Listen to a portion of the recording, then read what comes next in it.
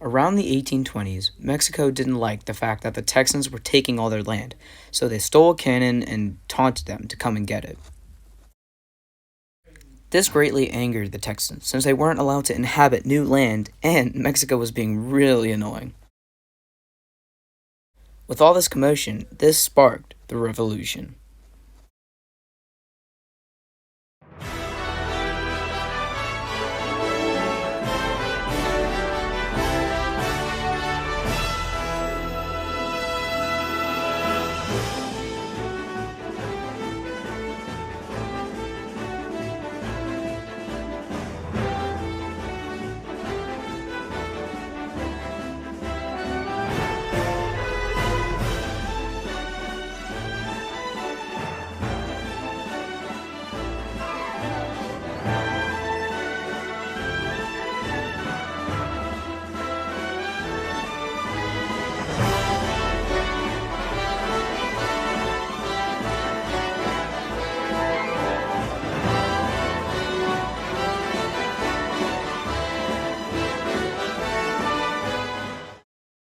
What's up, guys? We have an exclusive interview here today with Colonel William Travis. Honored to be here. Thank you for having me. So, I have some questions for you. What do you do in your free time? Well, one thing I like to do is study maps, as you can see I'm doing right now. But probably my all-time activity during my free time is reading. You know, I really like Thomas Paine and Thomas Jefferson.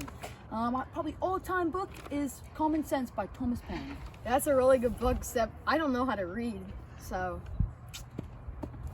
That's unfortunate. So, Colonel, I heard that you fought in the Battle of Alamo. Well, I actually led them, so get that right, please. Oh, I'm sorry. I must have done my research a little bad. Obviously. Colonel, how was your experience at the battle? It's a very tough night. We lost many.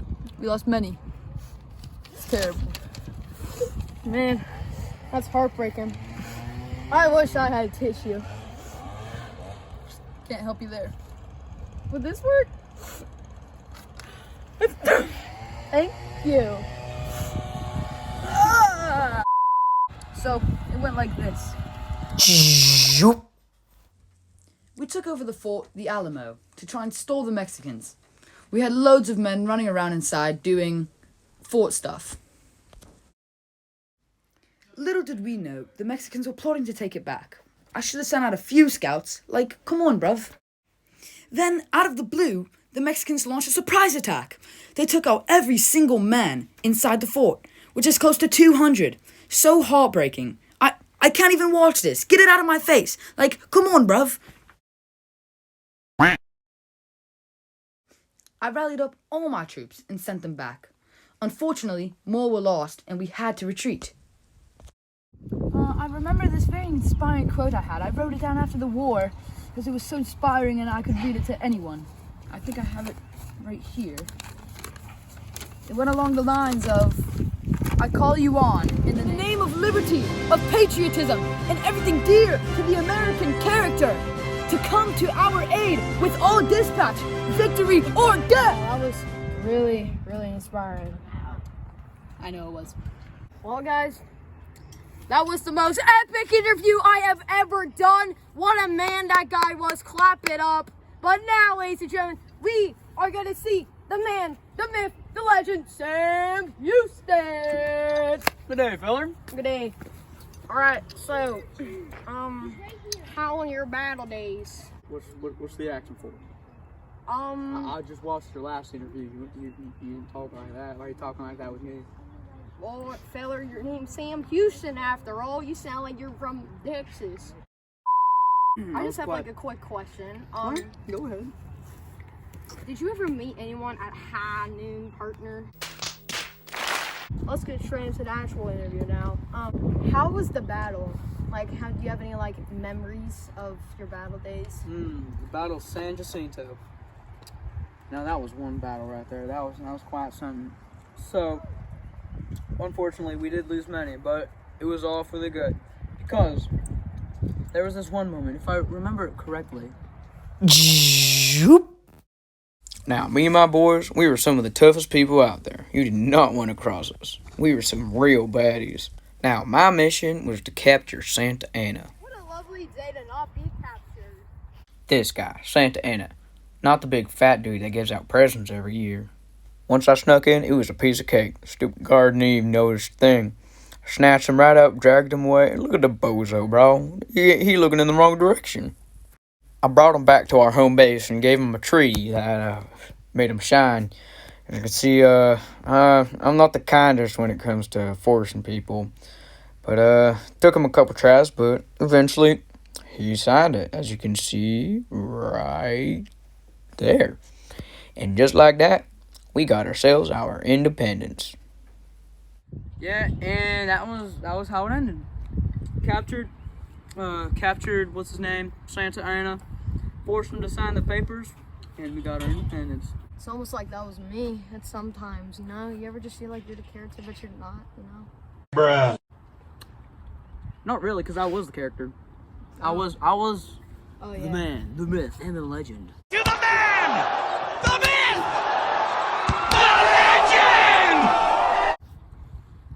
But believe it or not, later they named me, or they named the town right after me, Houston, and they made it the capital. Yeah, so I have a Capital question about the Houston. Houston, Texas. What's that? Have you heard about the Astros scandalism? Ooh. What you got to say about Jose Altuve? Astros, y'all better fix yourself, man. Can't be doing crap like that. That stuff will make you go down in life.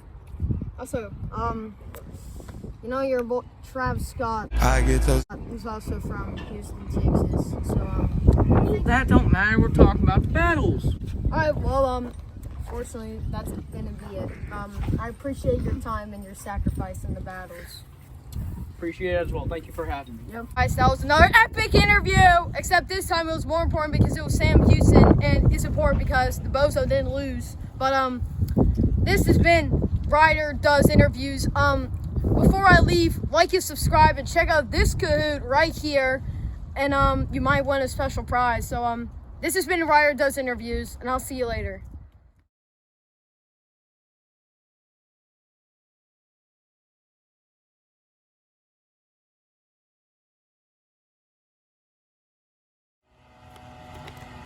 What? I call you on in the name of liberty, of patriotism. And we lost so many.